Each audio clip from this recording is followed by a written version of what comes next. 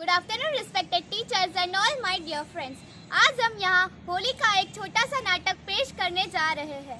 राजा हिरण्यकश्यप को भगवान शिव का वरदान मिलने के कारण वह अधिक शक्तिशाली हो गया था। तीनों लोक में सब उससे डरते थे, यहाँ तक कि देवता भी उससे डरते थे। एक दिन हिरण्यकश्यप राजा महल में सभा बुलाकर बैठा था। हिरण्यकश्यप, आज से भगवान की पूजा करना बंद कर दो और मेरी पूजा करना शुरू कर दो, क्योंकि अब से तुम्हारा भगवान मैं ही हूँ, सारे संसार का भगवान मैं ही हूँ। मंत्री, जो आज्ञा प्रभु, हम आज ही नगर में ढिंढोरा पिटवा देंगे।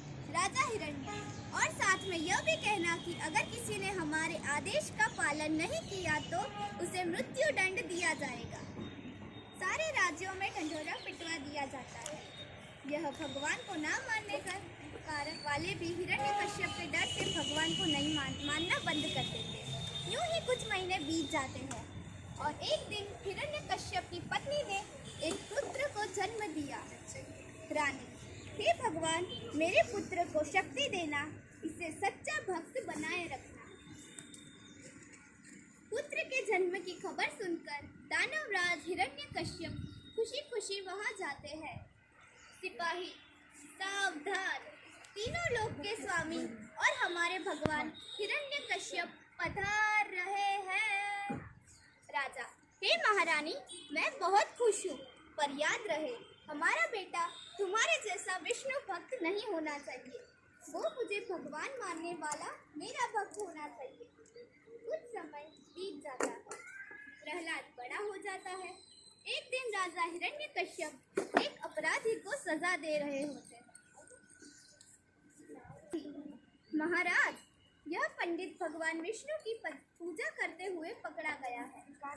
यह सुनकर हिरण्यकश्यप आग बबूला हो जाता है। राजा हिरण्य, इससे मृत्यु दंड दिया जाए। मृत्यु दंड की सजा सुनकर अपराधी रो रो कर कहने लगता, पंडित महाराज, मुझे मत मारो, मेरा गुनाह क्या है? मैंने बस भगवान का नाम ही तो लिया है। नादान बालक, तेरा भगवान मैं हूँ, फिर तूने दूसरे भगवान की भक्ति क्यों की? तेरा अपराध यही तो है, इसीलिए तुझे मृत्यु दंड दिया जाता है। पंडित महाराज, मुझे मत मारो, मेरा गुनाह यही तो है कि मैंने सिर्फ भगवान का नाम लिया है। पंडित, आप मुझे मार तो सकते हो, पर क्या आप मुझे जिंदा कर सकते हो? अगर आप मुझे जिंदा नहीं कर सकते तो आप भगवान कैसे हो सकते हो? बाल प्रहलाद यह सब कुछ सुन रहे होते हैं। सभा खत्म होने के बाद वो अपनी माता के पास जाते हैं। प्रहलाद, माता, क्या मेरे लिए भगवान है? नहीं बेटे, तो फिर भगवान कौन है और वो क्या कर सकते हैं, मुझे बताइए ना। रानी, जिसने सारी सृष्टि बनाई है वह भगवान है और उनकी मर्जी के बिना पत्ता भी नहीं हिल सकता है।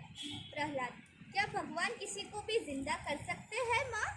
रानी, हाँ, वो मार भी सकते हैं और वो जिंदा भी कर सकते हैं। उसी दिन से प्रहलाद भगवान का सच्चा भक्त बनकर पूजा करने लगता है। प्रहलाद, ओम भगवते विष्णु देवाय नमः, ओम भगवते विष्णु देवाय नमः। राजा, यह कौन गुस्ताख मेरे दुश्मन का नाम जप रहा है? मंत्री, प्रहलाद, प्रभु, यह आवाज युवराज प्रहलाद के कक्ष से आ रही है।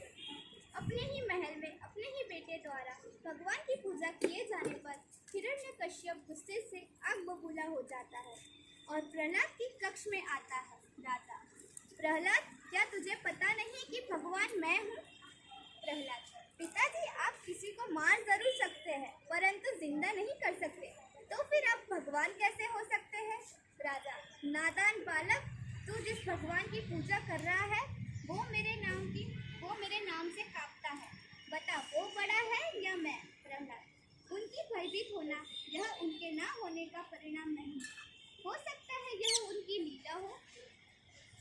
राजा, बताओ प्रहलाद, मुझे भगवान मानते हो या नहीं?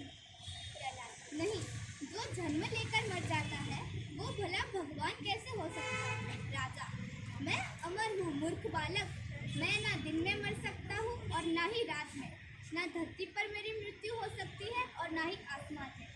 मुझे ना नर मार सकते हैं और ना ही नारी, ना पशु ना पक्षी, ना आग मुझे जला सकती है और ना ही पानी मुझे डुबा सकता है, ना घर के अंदर ना घर के बाहर, ना ही अस्त्र और ना ही शस्त्र, मुझे कोई नहीं मार सकता।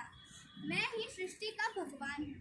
प्रहलाद, यह उपलब्धियाँ तो आपको भगवान शिव के वरदान से ही प्राप्त हुई है। मैं आपको भगवान नहीं मान सकता। यह सुनकर हिरण्यकश्यप गुस्सा होकर बोलता है, राजा, महामंत्री, इस नास्तिक को जहरीले सांप के बीच में फेंक दिया जाए। राजा का हुक्म मिलते ही प्रहलाद से सांपों से भरी एक कटोरी में प्रहलाद को ले गया जाता है। मंत्री, प्रहलाद, अभी भी वक्त है, महाराज को भगवान मान लो, वरना यह जहरीले सांप तुम्हें डस कर मार देंगे। प्रहलाद, मेरे भगवान पर भरोसा है, वो मुझे जहरीले सांप से जरूर बचा लेंगे। लक्ष्मी देवी, का भक्त संकट में है और आप यहाँ खड़े हैं, क्या आप उसे जहरीले सांपों के बीच मरने देंगे? विष्णु, नहीं देवी, प्रहलाद तो कीचड़ में खिला हुआ कमल है, अधर्म के बीच धर्म को जिंदा रखने वाला महात्मा है, भला मैं उसकी मदद नहीं करूँगा तो और कौन करेगा? मंत्री, नादान बालक, अब मौत से तुझे कोई नहीं बचा सकता। सैनिक, फेंक दो इसे सांपों के बीच। महामंत्री का हुक्म मिलते ही प्रहलाद को सांपों की कटोरी में फेंक दिया जाता है। प्रहलाद, ओम भगवते विष्णु देवाय नमः, ओम भगवते विष्णु देवाय नमः। भगवान को याद करते ही सारे सांप फूल बन जाते हैं। यह चमत्कार देखकर महामंत्री दंग रह जाते हैं। प्रहलाद, देखो, मैंने कहा था ना कि मेरा भगवान मुझे बचाने जरूर आएंगे। मंत्री, यह तो चमत्कार हो गया, महाराज को बताना पड़ेगा। प्रभु, महाराज की जय हो, महाराज की जय हो। राजा, प्रहलाद को जहरीले सांपों ने ढस कर मार दिया, यही खुशखबरी सुनाने आए हो ना महामंत्री? महामंत्री, नहीं प्रभु, जैसे ही हमने प्रहलाद को सांपों के बीच में फेंका वैसे ही सारे सांप फूल बन गए प्रभु। राजा, ऐसे कैसे हो सकता है? मंत्री, प्रभु, लगता है उसे भगवान ने बचा लिए है। राजा, असंभव है, विष्णु की इतनी हिम्मत कहाँ है? वह मेरा दुश्मन की मदद करे? मंत्री, परंतु ऐसे हुआ है प्रभु। राजा, पर अब नहीं होगा, जाओ प्रहलाद को लेकर आओ और साथ में जहर से भरा हुआ कटोरा भी लेकर आना। कुछ ही देर में प्रहलाद को पेश किया जाता है। राजा, तुझे बहुत भरोसा है ना तेरा भगवान पर, तो चल इस जहर से भरा हुआ जाम को पीकर बता। लक्ष्मी देवी, प्रभु, एक बार फिर से आपका प्रेम भक्त मुसीबत में है। विष्णु, हाँ देवी, मुझे जाना ही होगा।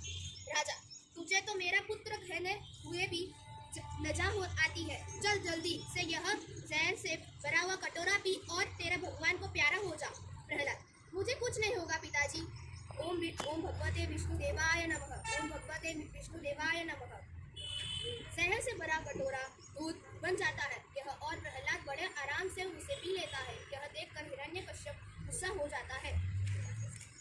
राजा, लगता है प्रहलाद जादूगर बन गया, पर अब उसका जादू यह नहीं चलेगा। महामंत्री, प्रहलाद को जलती हुई आग में फेंक दिया जाए।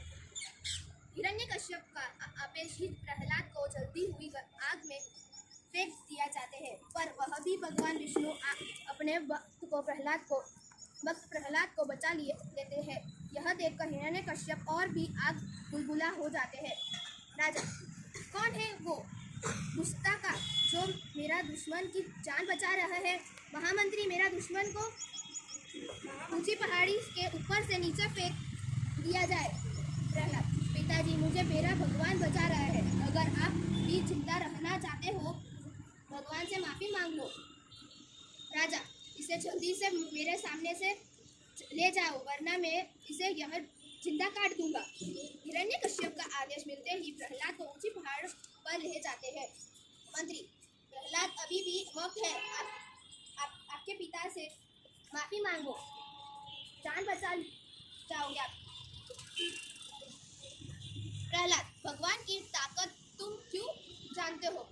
क्या जानते हो? महामंत्री, मुझे कुछ ही होगा, मेरा जान लेंगे के लिए भगवान खुद यहाँ पर आएंगे।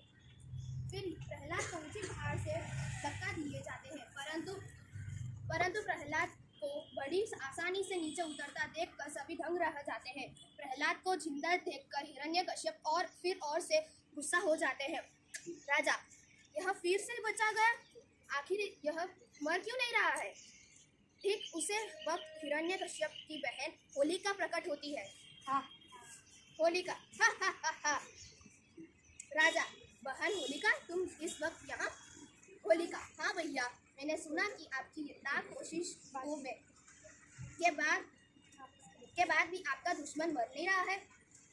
तुमने ठीक सुना है। होलिका, भैया, क्या तुम भूल गए क्या?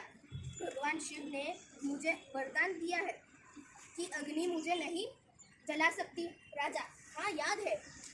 होलिका, तो फिर मैं कब काम आऊँगी? मैं प्रहलाद को अपनी गोद में बिठाकर लकड़ियों पर बैठ जाऊंगी, फिर तुम आग लगा देना। मैं इसे अपनी गिरफ्त से छोड़ूंगी नहीं। राजा, बस फिर क्या आग तुझे जला नहीं पाती है ना? प्रहलाद बड़ी आसान से मर जाएगा। प्रहलाद, ओम भगवते विष्णुदेवाय नमः। ओम भगवते विष्णुदेवाय नमः। मुझे क्या हो रहा है? मैं जल रही हूँ। नहीं, ऐसे नहीं हो सकता है। मैं जल रही हूँ, बचाओ।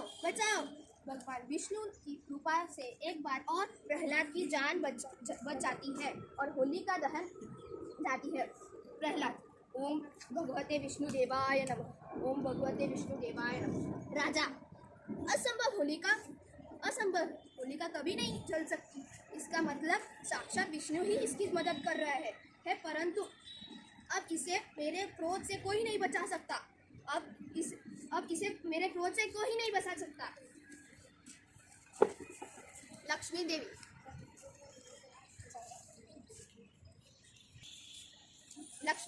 प्रभु, अब खुद हिरण्यकश्यप मैदान में आएगा। अब आप अपने भक्त को कैसे बचाएंगे? विष्णु देवी, अब पाप का अंत होगा। लक्ष्मी देवी, परंतु प्रभु, उसे तो शिव जी का वरदान है कि वह कभी नहीं मर सकता। विष्णु, हाँ, यही तो वृद्धा है। यह इसका ढाल टूटने के लिए मुझे शिव जी के पास जाना होगा। दिया लोहे के गरम खंभ पर प्रहलाद को एक चींटी चलती हुई दिखाई दी। गरम खंभ पर चींटी को चलते देखकर प्रहलाद समझ गया कि भगवान उसे बचाने के लिए आए हैं। ओम भगवते विष्णुदेवाय नमः। ओम भगवते विष्णुदेवाय नमः। हिरण्यकश्यप का प्रहलाद को अपनी बाहों में भरकर गरम खंभ से लिपटा जाते हैं, पर उसी साक्षात चमत्कार होता है। खंभ भगवान नरसिंह हिरण्यकश्यप को लेकर दरवाजे के बीच में आकर खड़े हो जाते हैं। फिर हिरण्यकश्यप प्रहलाद को अपनी बाहों में भरकर गरम खंभे से लिपट जाते हैं, पर उसी द्वार चमत्कार होता है। खंभा चीर कर भगवान नरसिंह वहाँ प्रकट होते हैं। भगवान नरसिंह हिरण्यकश्यप को लेकर दरवाजे के बीच आकर खड़े हो जाते हैं। फिर हिरण्यकश्यप को अपने पैरों के ऊपर लटका देते हैं। भगवान के अजीब से रूप को देखकर हिरण्यकश्यप कहता है, राजा, तुम कौन हो? नरसिंह, मैं तेरी मौत हूँ, मैं अमर हूँ। राजा, तू मुझे नहीं मार सकता। तुम्हें भगवान शिव का वरदान है कि ना दिन में ना ही रात में, ना घर के अंदर ना घर के बाहर, वस्त्र हो या शस्त्र, आग या पानी मुझे नहीं मार सकते। ना ही नारी, ना ही पशु, ना ही पक्षी, तू कैसे भी नहीं मर सकता। राजा, हाँ, अब बोल, तुझे कैसे मारा सकता है? तभी सूर्यास्त होता है और भगवान नरसिंह कहते हैं, ये उधर देख, शिव सूरज ढल रहा है और संध्या हो गई है। इसे ना दिन कहते हैं और ना ही रात कहते हैं। यह सुनकर हिरण्यकश्यप घबरा जाता है। राजा, तूने मुझे दरवाजे के बीच क्यों लटका रखा है?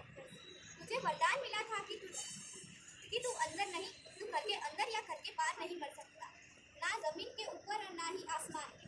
राजा, हाँ। प्रहलाद, तुम्हारी भक्ति की शक्ति से आज एक अहंकारी राक्षस का सर्वनाश हुआ है। मुझे तुम्हारी भक्ति पर गर्व है। प्रहलाद प्रहलाद, प्रभु आप महान हो। भगवान नरसिंह की जय, भगवान विष्णु की जय।